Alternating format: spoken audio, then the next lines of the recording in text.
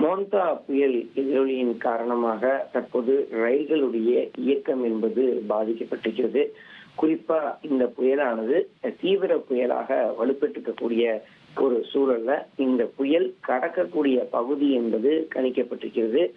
ஆந்திர மாநில கடற்கரையை தான் கடக்க இருப்பதாக தகவல்கள் வெளியாகி இருக்கக்கூடிய சூழல்ல ஆந்திர மாநிலத்திற்கு இந்தியாவுடைய பல்வேறு பகுதிகளில் இருந்து அந்த கடற்கரை பகுதிக்கு செல்லக்கூடிய ரயில்கள் மட்டும் தற்போது பரவலாக ரத்து செய்யப்பட்டிருக்கிறது. ஒரு சில ரயில்கள் என்பது மாற்றுப்பாதையில் இயக்குவதற்கான சாத்தியக்கூறுகளை ஆராய்ந்து அதற்கான நடவடிக்கையும் எடுக்கப்பட்டிருக்கிறது. மேலும் பல ரயில்கள் புயல் கடக்கும் வரைக்கும் ரயில்களை இயக்காமல் தாமதமாக இயக்குவதற்கான வாய்ப்பு இருக்கிறதா என்பதை கண்டறிந்து அதற்கான நடவடிக்கையும் ரயில்வே தரப்புல எடுக்கப்பட்டிருப்பதை பார்க்க முடிகிறது.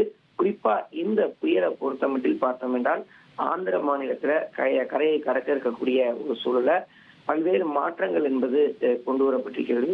சென்னை சென்ட்ரலில் இருந்து ஹவுரா செல்லக்கூடிய விரைவு ரயில், அதே போல் சென்னை சென்ட்ரலில் இருந்து ஹவுரா செல்லக்கூடிய மெயில் விரைவு ரயில், அதே போல் சென்னை சென்ட்ரல் விசாகப்பட்டினம், விழுப்புரம் காரக்பூர், திருச்சி ஹவுரா உட்பட 11 ரயில்கள் தென்னக ரயில்வேயில் இருந்து அந்த ஆந்திர மாநிலத்தை கடந்து ஒடிசா உள்ளிட்ட பல்வேறு பகுதிகளுக்கு, வெஸ்ட் பெங்கால் உள்ளிட்ட பல்வேறு பகுதிகளுக்கும் இயக்க வேண்டிய சூழல் இருக்கிறது.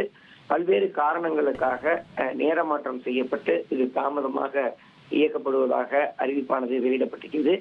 ஏற்கனவே கிழக்கு கடற்கரை ரயில்வே சார்பில் விசாகப்பட்டினம் புவனேஸ்வருக்குள் இயக்கப்படக்கூடிய 30க்கும் மேற்பட்ட ரயில்கள் என்பது முழுமையா ரத்து செய்யப்பட்டிருப்பதாக தகவல்கள் வெளியிடப்பட்டிருக்கிறது. இன்று இரவு இந்த புயலானது கரையை கடக்கும் என எதிர்பார்க்கப்படுகிறது.